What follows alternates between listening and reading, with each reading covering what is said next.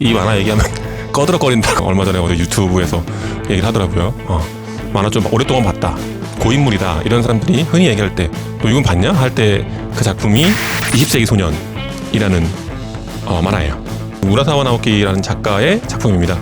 굉장히 유명한 작가이고요. 굉장히 많은 상들도 탔어요. 그리고 팔리기도 엄청 많이 팔린 걸로 제가 알고 있거든요. 1억 북클럽에 들어간 걸로 알고 있는데, 우라사와 나오키라는 사람이 이 인물들의 개성과 감정이 아주 딱 보면 직관적으로 드러나게끔 표정을 잘 만들고, 주변에 있는 배경묘사도 치밀한 취재라든가 방대한 자료조사 등을 통해서 굉장히 세밀하고 개연성이 있는 그런 배경들을 많이 그리는 사람입니다.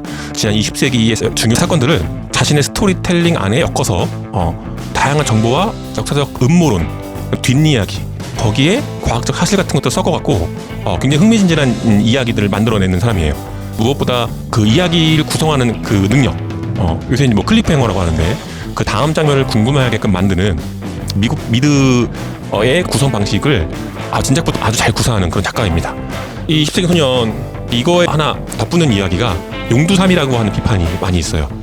굉장히 재밌다, 뭐 초중반까지는 인생작이다 이러는데 결말이 허무하다, 뭐 이런 식의 비판이 많은데, 저는 개인적으로 그런 용두삼이라고 하는 비판에 동의하지 않는 편이고요. 작가가 낼 수 있는 설득력 있는 결말 중에 하나였다라고 생각합니다. 1997년에 엔도 켄지라는 주인공이 30대 한 초반 요 나이대로 시작을 합니다. 세기 말이 가까울 때죠. 1997년. 근데 이때 일본은 지금도 그렇다고 하지만 신흥 사이비 종교가 일어나는 거예요. 아직 정체가 드러나지 않았는데 친구교라고 하죠. 친구라고 하는 인물을 중심으로 해서 사이비 종교가 일어나는데 크게 주목을 받지 못해요. 하지만 이 사이비 종교에 빠져갖고 가족을 버리는 사람들이 많아지게 되죠. 과학자들이 실종이 되고 신문에 전 세계적으로 전염병이 창궐하고 있다, 바이러스로 인해서 사람들이 이제 죽어가고 있다라고 하는 일이 벌어지게 되는 거죠. 근데 그런 걸 배경으로 해서 주인공 켄지가 음악을 하려고 했던 그 꿈을 버리고 원래 그 술집이었던 그걸 편의점으로 바꿔서 어머니를 모시고 젊은 점주로 생활하고 있는 거예요. 등에는 아기를 하나 업고 있어요. 엔도 키리코라고 하는 누나가 오늘 와갖고 켄지한테 이 애를 좀 맡아달라고, 나는 지금 반드시 가서 해야 될 일이 있다라고 하고 나간 거예요. 그래서 이 애를 키우고 있는 거죠. 이 아이 이름 칸나인데, 칸나의 삼촌이 엔도가 등에 메고 악정고토를 하고 있는 그런 상황이죠. 이제 이 켄지가 술 배달하던 그 단골집이 있는데, 이제 시키시마 박사라고 로봇공학의 박사예요. 근데 그 박사가 실종이 된 거죠.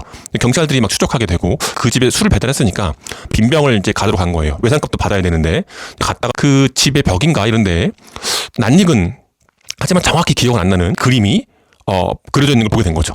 이제 이게 친구교를 상징하는 마크고 본 것 같은데, 하지만 또 기억을 못 해요. 근데 그러고 이제 시간이 지나면서 자기가 어릴 때 놀았던 친구들과 주고받았던 비밀 모양의 그림이었다는 게 이제 생각이 난 거죠. 그 사이에 이제 어릴 때 친구였던 동키라고 하는 친구가 어릴 때부터 과학적 사고를 하는 과학 선생님이거든요. 자살을 하게 돼요. 근데 자살을 하는데, 사실은 이제 친구라고 하는 그 사이비 종교 집단을 비밀을 파헤치다가 이제 살해된 건데 자살로 위장된 거예요. 근데 이것을 중심으로 해서 뭔가를 깨닫게 되죠. 이게 장난이 아니구나, 큰 일이 벌어지고 있구나라는 걸 알게 돼요. 근데 동키가 죽기 전에 이제 켄지한테 보낸 편지가 있는데, 그 편지에 어린 시절의 일들을 떠올리게 하는 내용을 담은 거예요.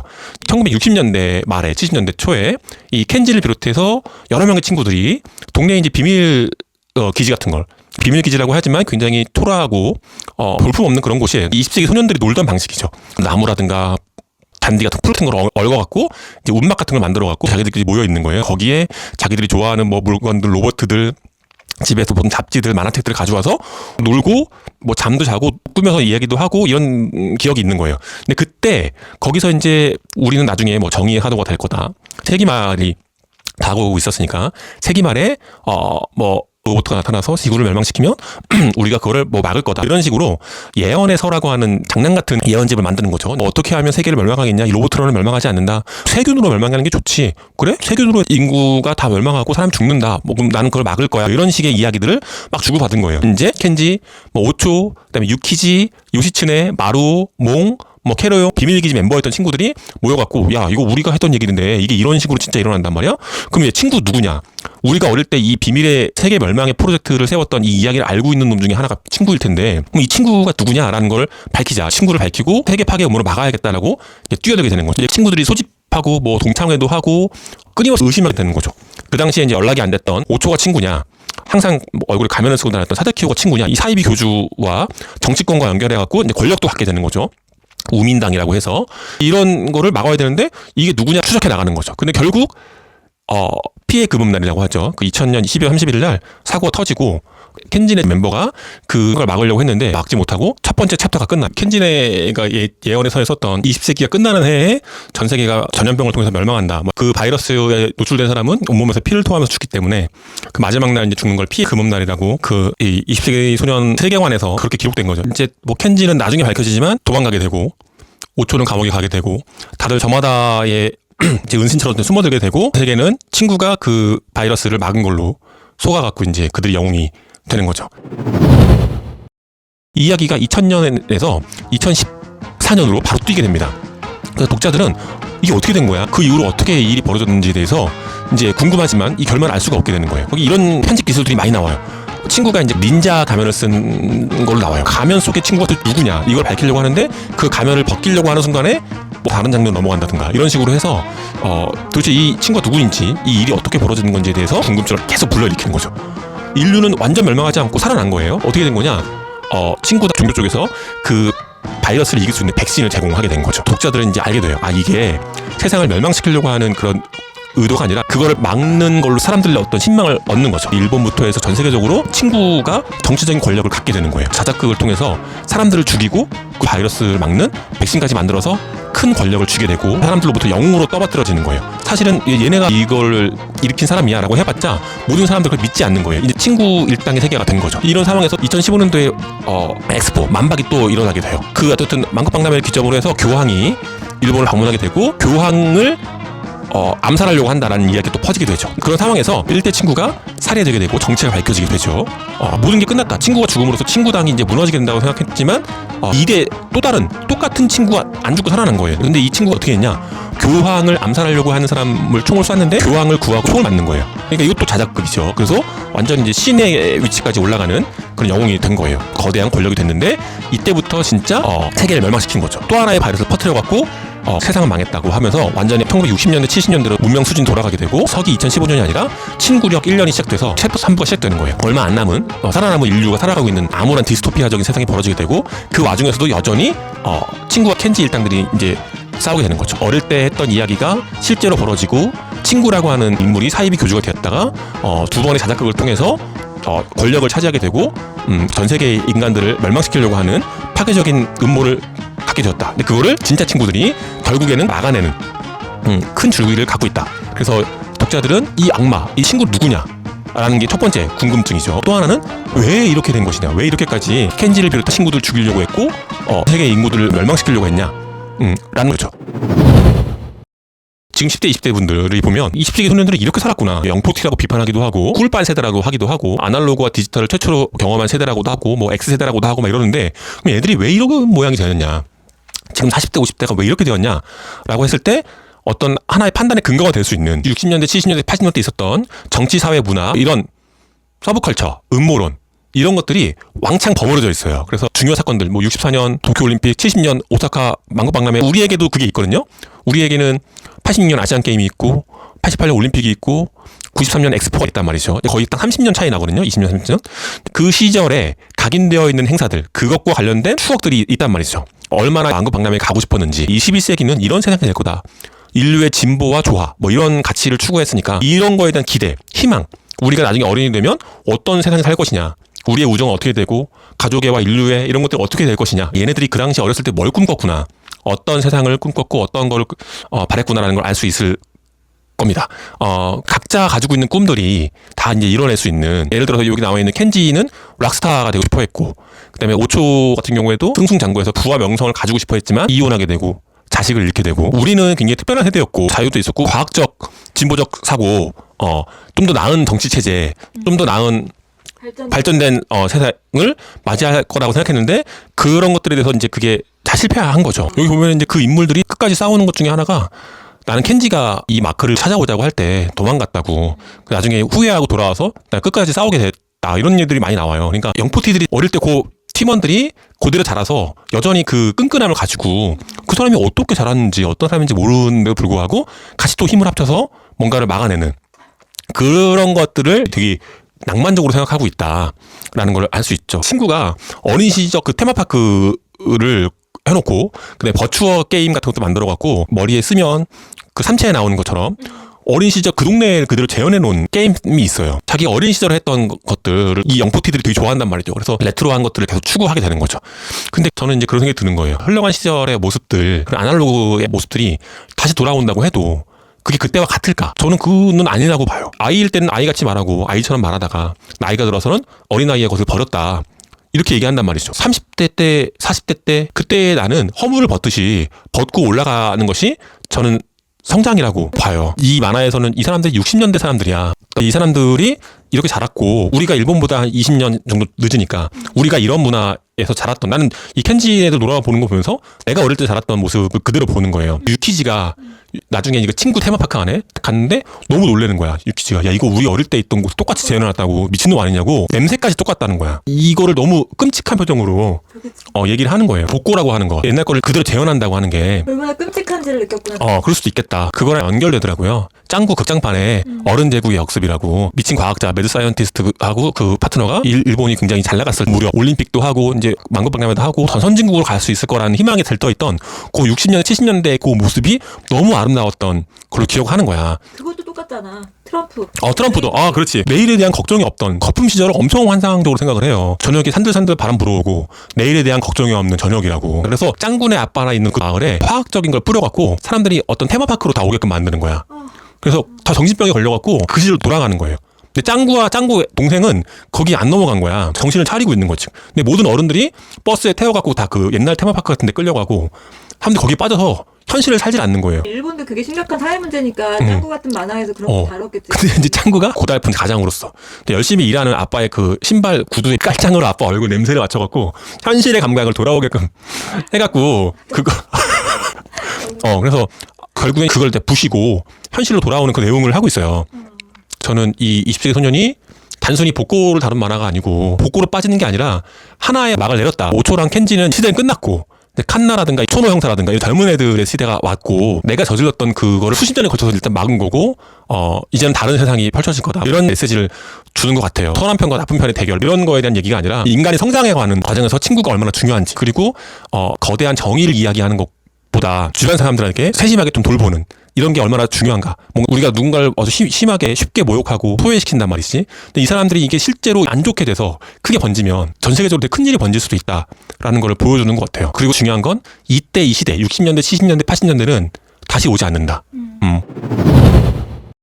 20세기 소년들이 왜 특이하냐면 오전반 오후반이 있던 반이고 한 반에 적어도 50명 60명은 있었단 말이지. 상식적으로 걔네가 다 친할 수가 없단 말이에요. 그래서 친구가 패거리가 나눠진다는 거죠. 단장 패거리들, 그다음 또 누구네 패거리들, 오타쿠도 패거리들, 밖에서 노는 패거리들. 근데 이제 그 어디에도 끼지 못하는 애들이 있는 거죠. 소심하기도 하고 맨날 가면을 쓰고 다니는 애들. 그다음에 그 만화책과 뭐 로버트와 문화적 자본을 갖고 있지만 잘난 척만 하는 거예요. 친구들한테 자랑하고 싶은데 친구들이 좋아했고 뭐 따르지 않는 거죠. 반면에 이제 켄지라든가 오초 이런 애들은 란니셔츠 입고 뭐 코 올리고 달리는데 지들끼리 모여서 무슨 예언해서라고 하고 장난 같은 이야기도 하고 하지만 낄낄거리고 재밌어 보이는 거지. 근데 이쪽 친구들 볼 때는 걔네 하찮은 이야기를 하는 것 같은 거예요. 저 자들 알지 못하는 것들. 사다키오라고 하는 굉장히 슬픈 애가 있는데 아무에게도 주목받지 못하고 친구가 없는 거야. 끊임없이 착취당하고 가스라이팅 당해갖고 친구 밑에서 나중에 살인도 저지르게 되고 하는 불쌍한 아이인데, 이 아이가 사실은 좋은 친구들하고 맺어졌으면 잘 지낼 수도 있었을 애란 말이지. 그러니까 아무도 나를 기억하는 사람이 없었다. 우리 어떻게 찍은 사진 중에 내가 있었어? 옆모습이랑 뒷모습만 있지 아무도 없었다 했는데, 나중에 양로원에서 친구의 얼굴을 알아보기 위해서 그때 찍은 사진 알아보려고 선생님한테 가서 인사를 딱 하니까 그 선생님이 보자마자 너 잠깐만 있어보라고 하면서 주적주적 하면서 그 사진을 꺼내주는 거지. 이거 소풍 갔을 때 내가 너 찍은 사진이다. 뭐 주려고 했는데 전화 가갖고 못 줬다. 그러면서 준 유일한 사진으로 나와요. 그러니까 이게 영포티들이 선생님들에 대해 갖고 있는 낭만들로 여기 있는 거죠. 선생님들을 기억하고 있고 급식 숟가락 다 휘어갖고 누가 휘었니? 다 눈 감아보자. 손 들어봐라. 눈 감고 너였구나. 그 숟가락을 휘인 애가 친구였는데 선생님이 끝나 이제 얘기하지 않는 뭐 이런 얘기들 나와요. 어떻게 보면 애가 굉장히 많은 시대였기 때문에 방치해 놨기 때문에. 방치죠, 방치. 거기 좀 조금만 따뜻하게 해준 선생님들에 대해서 굉장히 엄마 아빠도 나를 이렇게 방치해놓고 수는 없는데 맞아요. 선생님이 조금만 따뜻하게 해주면 확 넘어가는 거지. 사실 그 부모가 우리 삶에 어린이들한테 아무 관심이 없어. 여기 보면은 그 애들이 노는 게 되게 그냥 위험하게 노는 거야. 그렇기 때문에 우리는 친구들끼리의 유대감 같은 게 엄청 강한 거지. 부모가 간섭하지 않고 방치해두는 환경에서 반면 친구들과 잘 못 지내는 맞아요. 애들은 고독함 같은 게 그게 심했을 거야. 그 사이에 동키라는 애가 또 나와요. 아까 말씀드렸지 과학 선생님인데 이제 비극적으로 죽게 돼요. 근데 광키는 어릴 때부터 집이 굉장히 가난하고 집이 식구가 막 7, 8식구가 돼요. 단칸방에 살고 있고 수건이 맨날 쩔어 있어요. 땀 콧물만 닦고 이래갖고 맨발로 맨날 뛰어다니고. 근데 동키가 어디에 얽매이지도 않고 혼자 꿋꿋이 살아가는 애예요. 공부도 열심히 하고 난 과학 선생님 될 거라고. 숟가락을 휘는 우리 때 이제 유리가 유명했잖아요. 그런 거 했을 때 아이들은 다 넘어가요. 하지만 동키는 속임수는 안 된다고 했던 애예요. 근데 동키가 가까워지게 된 거예요. 얘들 켄진의 멤버들하고 원래는 같은 멤버가 아니었단 말이죠. 친구를 사귀는 과정을 보여주는 건데 그 공사장에서 이제 큰 웅덩이를 파면 거기에 물이 고인단 말이죠. 수심이 굉장히 깊어서 애들이 빠져 죽고 막 그런단 말이야. 너무 위험하다고. 근데 켄진 애들은 저기 괴물이 산다고 물속에. 그래서 거기서 막 담력 시험 같은 거 막 하다가 빠져들게 되는 거죠. 미끄러져갖고 올라오기 힘들어 가는 거예요. 그래서 다 빠져들려고 하는데 동키가 이제 거기다가 동키가 구해달라고. 근데 그거를 구해주려고 붙들면 같이 들어간단 말이지. 근데 동키는 이제 과학적 사고를 해서 로프를 매달아갖고 이제 애를 끄집어내주는데 로프가 짧아. 그래서 동키가 그 더러운 코수건으로 애한테 이제 준 거예요. 근데 이제 켄진 애들이 너무 더러운데 어쩔 수 없이 그걸 죽을 수밖에 없으니까 안 맞아보면 그걸 자꾸 올라오게 되는 거예요. 근데 와서 막 울고 동키야 고마워 막 이렇게 하는데 동키는 그때부터 이제 친구가 된 거죠. 그 친구가 또 있어요. 기억이 안 났던 친구인데 홋카이도에 사람 다 죽었단 말이죠. 바이러스 때문에. 근데 거기서 방송국에서 전파를 발송하면서 혼자 라디오로 계속 하는 거죠. 이 음악을 들어주세요. 뭐 20세기 소년도 틀고 롤링스톤도 틀고 막 틀면서 이 노래 들리면 대답해주세요. 막 계속 노래 불러. 머리에 두건을 쓴 히피 같은 애가 막 부르는 거야. 이 인물이 중간중간에 계속 나와요. 근데 이 인물이 도대체 누굴까? 사람들이 궁금한 거. 도대체 맥락 없는 사람이 나오지 않을 텐데. 나중에 이 인물이 콘치라고 켄지와 친구였던 애야. 5학년 때가 6학년 때 친구인데 한 학기 정도를 다니다가 도쿄에서 홋카이도로 이제 굉장히 먼 데로 전학을 간 애야. 근데 어릴 때 락 음악이라든가 이런 걸 켄지한테 배우고 들었던 애였던 거죠. 그 비밀기지 멤버들하고 깊은 교류는 아닌데 그래도 그게 강렬하고 걔들하고 뭔가 연결되어 있는 거예요. 그래서 수십 년이 지나서도 그 켄진의 일당과 같이 힘을 합쳐서 음악을 퍼뜨리고 사람들하고 뭔가 저항하고 막 이런 인물이 된 거야. 그러니까 이 친구라고 하는 것, 관계라고 하는 건 시간의 문제도 아니고 재산의 문제, 경제적 지위 이런 문제도 아니고 재미있었던, 즐거웠던 어린 시절의 기억을 공유한다면 친구가 될 수 있는 것이 아닌가. 후쿠베라고 하는 애가 이제 친구인데 이런 장면이 나와요. 이것들이 우리 집에 있는 만화책 다 보고 그리고 만화책 볼 때 애들이 막 본단 말이야. 펼치지 마. 그거 속은 마음으로 지저분하게 보지 마. 나는 이걸 봐야지 이렇게 또 자랑하고. 근데 애들이 바깥에서 켄진에 누가 비밀기지에 뭐가 있대. 비밀기지에 누가 왔어. 그러면 애들이 우르르 나가는 거야. 그러면 얘가 우리 집에 내가 보여준 만화책도 다 보고 로봇도 만들고 게임도 만지고 근데 나한테 전혀 관심이 없고 딱 우르르 막 나가는 거야. 너 이게 좋은 것 같지도 않아? 그럼 저게 뭘까? 걔네들이 있는 비밀기지는 도대체 뭘까? 가서 봤는데 너무나 조잡하고 유치하고 마지막에 이제 모든 일이 해결된 다음에 켄지가 이제 버ছত 게임에 들어가서 그 꼬맹이한테 사다키오가 친구가 되자고 했지 친구는 그렇게 되자고 해서 되는 게 아니라고 이렇게 이게 주제일 수도 있고. 예. 친구는 우리 친구가 되자 이렇게 해서 되는 게 아니라는 거. 자연스럽게 놀다가 친구가 된 거지. 나 친구가 되면 안 될까? 이렇게 얘기해서 되는 건 아니라는 거지. 화학적 결합 같은 것이 일어나야지. 그치. 동키처럼 그런 특별한 사건이 생겼을 때 생기는 경우도 있고. 있었는데 같이 이겼는다. 그렇지. 또 어려움을 처했는데 같이 도와준다던가. 뭐 선생님한테 같이 혼나는 경우도 있는 거고. 너도 끌려왔어? 그러면서 그러니까 이런 일들이 생기는 거죠. 켄지가 이런 일들이 있어요. 모두가 이제 오사카 그 만국박람회를 가고 싶어 한 거죠. 도쿄에서 가고 싶어 하는데 이제 그 당시에 반에서 또 갈리는 거야. 만박파와 이제 일반 학생들로 나뉘는 거죠. 예를 들어 만박파는 뭐냐? 오사카에 친척집이 있어갖고 거기서 머물면서 방학 동안 내내 맨날 갈 수 있는 거예요. 오사카 그 방구박람회를. 보통 사람들은 가서 2박 3일 동안만 보고 오는 거지. 그러면 좋은 뭐 미국관이라든가 소련관 이런 거는 사람들이 너무 많으니까 못 보는 거야. 근데 만박파 애들은 친척집에 있으면서 평일날 가서 볼 수 있다. 그래서 이제 자랑하고 뻐기게 되는 거죠. 우리 가서 뭘 볼 거야? 첫날은 뭘 볼 거야? 막 자랑하고 막 그랬던 거야. 근데 켄지는 못 가게 된 거예요. 근데 그 전에 이제 간단한 희망을 갖고 있을 때 동키가 나는 못 간다고 난 과학을 좋아하는데 집에 너무 가난해서 못 간다 그랬더니 켄지가 너 내가 자전거 빌려줄게. 내 자전거 타고 가면 될 것 같아. 그 동키가 진짜 나 빌려가도 돼? 그래서 동키가 너무 좋아하면서 자전거를 빌려서 막 가요. 꼭 거기서 만나? 이렇게 하고 보낸 거죠. 근데 며칠 뒤에 켄지가 막 울면서 나타나 애들한테 나 못 가. 아빠가 도쿄에 있는 바닷가 해수욕장 가자 그랬어. 나 거기 못 간다고. 그러니까 옆에 있던 친구들이 야 그럼 자전거 타고 가. 그랬더니 켄지가 화를 내는 거야. 야 오사카까지 자전거 타고 어떻게 가냐? 인간이 거기까지 어떻게 가? 못 간다고. 그러니까 자전거를 타고 갈 수 없다는 걸 얘는 알고 있는 거야. 알고 있는데 동키한테 그거 가라고 너 갈 수 있어 만나자고 한 거예요. 근데 결국 동키는 가다가 자전거 체인이 망가져갖고 돌아왔단 말이야. 켄지가 막 그런 것들을 버리는 짓들이 있어요. 근데 그 중에 되게 결정적인 잘못을 또 하나 했단 말이야. 근데 기억조차 못해. 어릴 때 했던 짓들이니까. 동네에 이제 영감 할매라고 하는 가게집이 있는데 아이스크림 다 먹으면 하나 더라고 하는 게 있고 또 그 용사 배지 영웅 배지 같은 게 또 있어요. 당첨하면 배지를 주는 거란 말이지. 어른의 입장에 볼 때 얼마나 볼품없는 배지야. 근데 어릴 때는 그걸 되게 좋아한단 말이죠. 그런 것들을 하는데 맨날 꽝이 나와. 맨날 꽝이 나오는데 거기 이제 가면을 쓰고 있던 친구 중에 하나, 이제 그 2대 친구예요. 성형수술하고 나중에 완전 세계를 멸망시키려고 했던 그 가치마타라고 하는 애인데, 이제 그 애가, 그 친구가 당첨이 나온 거야. 그래서 배지를 가져가야 되는데 주인이 어디 자리를 비웠는지 없는 거예요. 빨리 가져가야 되는데 없으니까 당첨권을 놓고 그 배지를 가져갔어요. 나중에 알게 보면 켄지가 그 당첨된 용지를 가지고 하나 더 가져간 걸로 나오나? 그래서 배지가 비게 된 거예요. 근데 영감 할매가 그걸 보니까 당첨된 용지하고 그 배지하고 숫자가 안 맞으니까 이거 누가 훔쳐갔구나 라는 걸 알게 된 거예요. 그래서 그걸 관찰을 하다가 가면을 쓰고 있는 그 친구가 가슴에 배지를 달고 있는 걸 보고 걔를 도둑으로 잡은 거지. 그래서 이제 그 아이를 도둑이라고 동네방네에 막 이렇게 소리를 내면서 얘를 엄청나게 사회적 모욕을 주고 가면을 벗으라고 하고 막 엄청 때리고 막 이렇게 한 거예요. 켄지가 그걸 봤는데 못 본 척하고 간 거죠. 정의롭지 못한 짓을 했으면서 뭐 자기들끼리 있을 때는 뭐 정의의 사도다, 뭐 켄지가 세계를 구한다 이런 얘기를 하는 거에 대해서 못 견디고 어떤 큰 분노를 하게 된 거죠. 그거에 대해서 이제 증거를 하고 단죄하는 입장에서 그 친구 무리가 그런 거대한 일을 벌이게 된 거다라는 식으로 이 이야기가 마무리되는데, 이게 용두삼이라고 하는 사람들은 그 정도 가지고 고작 이런 얘기로 자기가 어릴 때 당했던 그런 모욕감이라든가 친구의 어떤 내로남불 이런 걸 가지고 이렇게까지 큰 일을 벌인다고 라고 하는 식으로 생각을 하는 것 같아요. 근데 이제 나 같은 경우에는 충분히 그럴 수 있다. 어릴 나도 이제 애들하고 굉장히 잘 놀고 주로 밖에서 많이 놀았던 스타일인데, 동네 문방구에서 했던 것 중에 영감할매 같은 게 뭐가 있었냐면 1부터 뭐 50까지 번호판이 칸칸이 나눠져 있고 번호판을 메꿀 수 있는 막대기 같은 게 한 4개 있어요. 근데 그거를 그 번호판에다 맞춰서 배열을 하는 거죠. 그리고 뽑기를 딱 뽑는 거죠. 예를 들어 20번의 칸에 칼이 연결되어 있는 그림이 거기 있으면 그 20번 뽑았을 때 칼을 가져가는 그런 뽑기였단 말이죠. 근데 뽑을 때마다 꽝이 나오거나 빨아먹는 조그만 사탕밖에 못 뽑는 거예요.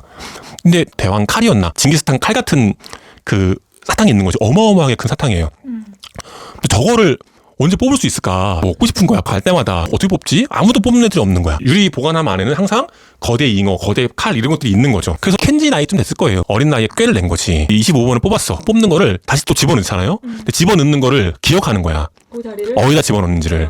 그리고 그 막대기를 25호로 갖다 놓고 그거를 뽑으면 된다 생각을 한 거야. 내가 했는데 뽑았어. 그걸 가운데 꼽아놨단 말이야. 그리고 나는 계속 그걸 본 거야. 거기 위치에 거기 있다는 걸. 그 뒤에 딴 애들인지 계속 이제 뽑기를 한 거지. 한 명도 그걸 뽑지 않은 거야. 아줌마 저 한 번 더 할게요. 엄청 긴장이 되는 거야. 걸릴 것 같고. 이게 너무 떨리는 거야. 이게 과연 될까? 그 번호를 딱 해서 됐다 이러면서 아줌마 뭐 대왕 칼이 이렇게 한 거야.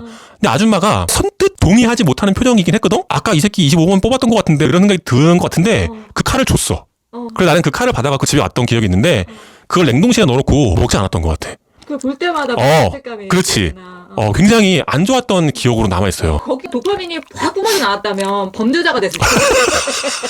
왜 도파민이 안 나왔나 보다. 이거 되나? 이러면서. 근데 그게 그 당시에 나에게 양심과 도덕성 이런 것들이 성립되어 가는 과정이어서 필터에 걸린 건지 그 전에 뭔가 아버지나 어머니로부터 뭐 교육을 받거나 맞아. 책을 읽었거나 그래서 그게 되게 불쾌했던 기억이 있어요. 켄지가 했던 그 영웅 배지를 몰래 가져왔던 거랑 비슷한 거. 물론 나 때문에 딴 애가 이제 피해를 입지 않았는데 발달 단계에서 어린아이 때 친구들과 사회성, 양심, 도덕성 하면 안 되는 것들 이런 것들을 배우고 넘어가야 돼. 그래야지 나중에 다시 그게 이상한 걸로 형인 때 발현되지 않는다는 걸 보여주는 것 같아요. 그게 되게 중요한 거야. 도파민이 나오느냐.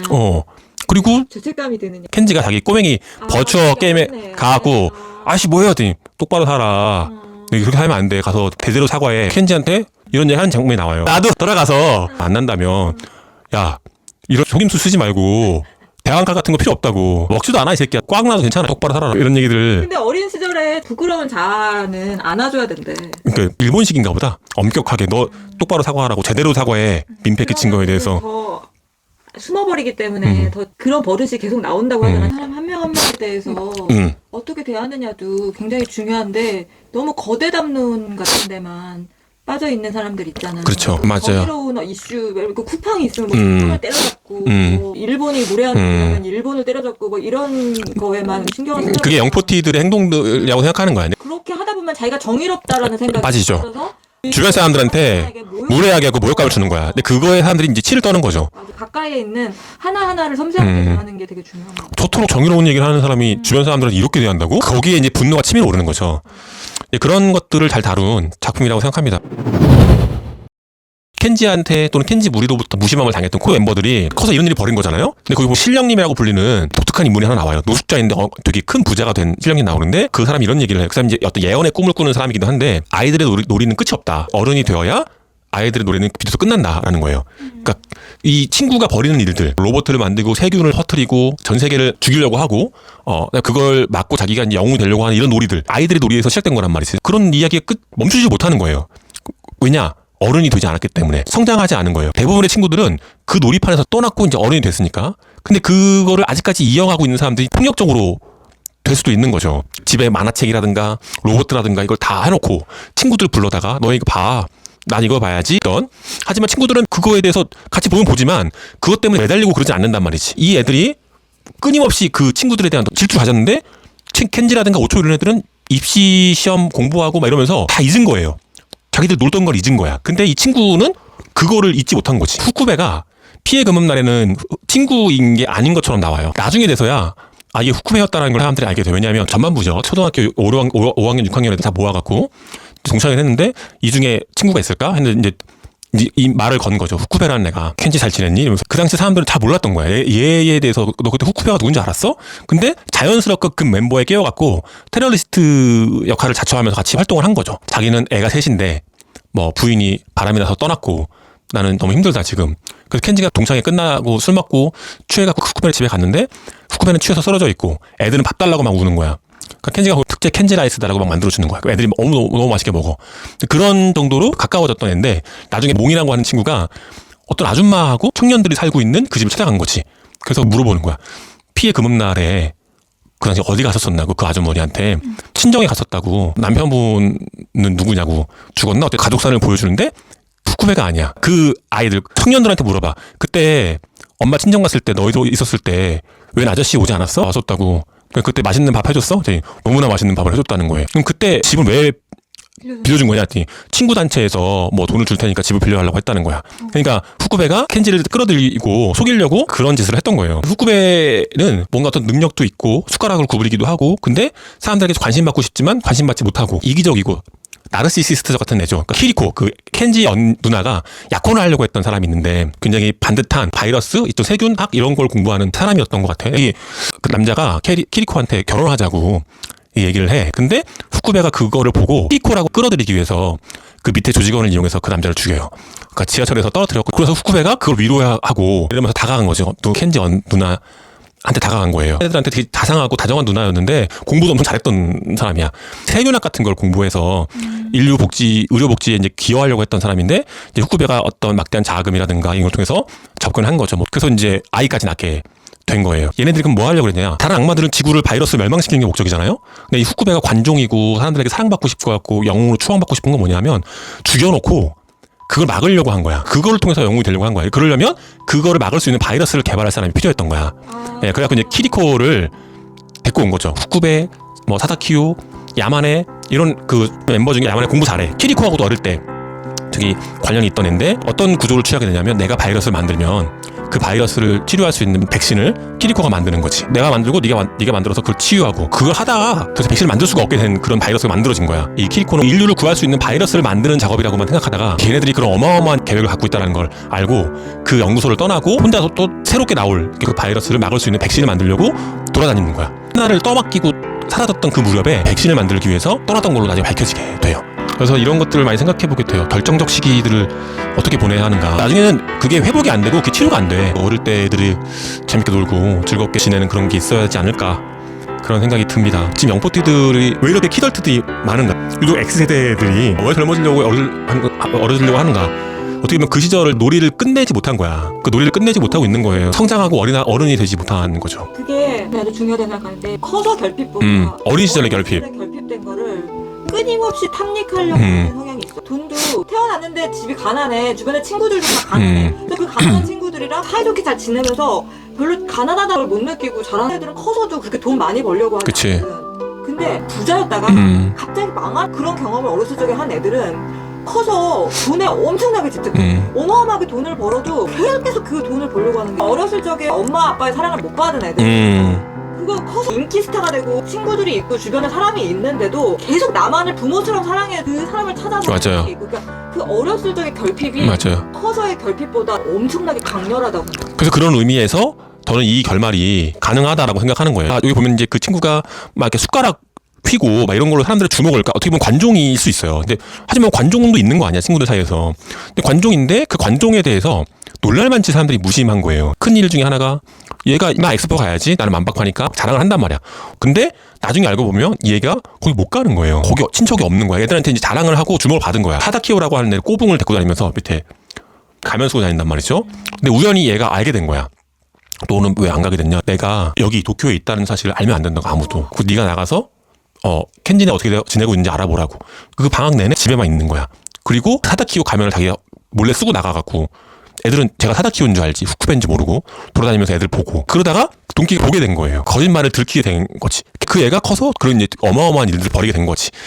당신 얘기를 듣다 보니까 생각하게 되는 게, 우리는 우정이나 사랑이나 뭐 친밀감이나 이런 거를 모든 사람이 다 느낄 수 있을 거라고 생각하는데, 나는 특정 몇 %의 인류는 그런 걸 못 느끼는 사람도 꽤 많다고 생각해. 근데 그런 사람들은 물질로서 그 세계를, 관계를 맺는 것 같아. 나한테 돈을 갖다 주는 사람은 날 좋아하나 보다 느끼고, 나한테 돈을 뺏어가는 사람은 나쁜 사람이라고 느끼고, 그런 사람이 있는데, 문제는 뭐냐 하면은 그런 사람이 어리숙하게 보일 수 있잖아. 그렇지. 감정 지능이 높은 사람, 감정을 잘 아는 사람이 그런 사람의 물질적인 거는 취하고 그 사람한테 사랑은 주지 않는 그런 뜻 하나가 큰 일을 겪지. 큰 일을 겪지. 나는 제발 그런 인류도 존재한다는 걸 알고, 물론 그런 사람끼리 만나면 서로가 그렇게 하면 최고로 좋겠지만, 주변에 가까이 그런 사람이 있다면 예의를 갖추는 것도 되게 중요해. 그렇죠. 그런 사람들 이용해 먹는 경우가 많아. 다 뺏어 먹지. 빵도, 음료수, 만화책. 집에 진짜 좋은 거 좋다 하고 다 누리고 자기가 걔랑 있으면 살 재미가 없으니까. 그런 사람들의 가장 큰 문제점은 재미가 없지. 너무나 따분하다는 거야. 물질적으로 항상 얘기하고 물질적인 걸 추구하니까, 재미는 감정에서 감정에서 발산하는 거거든. 유대감에서 발산하는 거거든. 근데 재미없으니까 밥만 먹고 싹 가버리고. 그러면 쌓이는 거. 그런데 나가갖고 뭐 노제팬, 뭐 환경, 뭐 지구, 정의, 뭐 약자 이런 얘기를 하고 이러면, 그런 사람, 물질적 인류가 난 21세기에는 더 많은 거야. 그런 인류를 잘 대해야 될 때가 온 것 같아. 켄지하고 오초가 굉장히 상보적인 인물인 걸로 나와요. 어릴 땐 켄지가 수영을 잘 못해요. 수영 시간에 보면은. 그래서 이제 빨간 모자, 수영 못하는 애들 빨간 모자 씌워놓는단 말이야. 그래서 수치스러운 기억으로 남아있어요. 오초하고 켄지가 둘이 숨참기 대회를 한 거야. 애들이 누가 올라오는지를 막 참고 있는데, 그때 오초가 거의 이제 숨을 넘어갈 듯 하다가 겨우 올라왔는데 켄지가 자기를 이긴 거야. 그러니까 수영을 못하는 애인데 숨참기를 자기 이긴 거예요. 그러니까 켄지가 전투력이라든가 뭐 이런 건 없어. 하지만 이 끈기라든가 상상력, 정직성보다는 친절함이 많은 캐릭터예요. 오초 같은 경우에는 운동력과 실행력이 굉장히 강한 애인 거지. 그래서 그 마지막에 그걸 막으려고 할 때도 켄지가 하는 일과 오초가 하는 일이 달라요. 오초는 이제 직접 잡아서 상대방을 죽이려고 하고 뭔가 부시고 이런 쪽이라면, 켄지는 락 음악, 밴드 음악, 뭐 어디선가 카레 냄새가 난다, 집으로 돌아가자, 이 노래로 사람들을 감화시키고 전체주의적인 세계를 무너뜨리는 걸로 나오거든요. 이게 그래서 사람들이 용두삼이라고 얘기하는 것 중에 하나일 거예요. 음악으로 세상을 구한다고? 그러니까 이것도 영포티들이 하는 얘기잖아. 거기 보면 켄지가 돈이 전부가 아니다, 한나한테 얘기해요. 사람들이 진심으로 뭔가를 원하고 뭔가를 하면 무언가가 무너진다. 그래서 막 그 당시 우드스탁에서 사람들이 입장료를 내고 모여들기 했지만, 나중에는 너무 많이 모여갖고 담벼락이 무너지고 뭐 수십만 명이 모여서 밴드에 제전을 했다.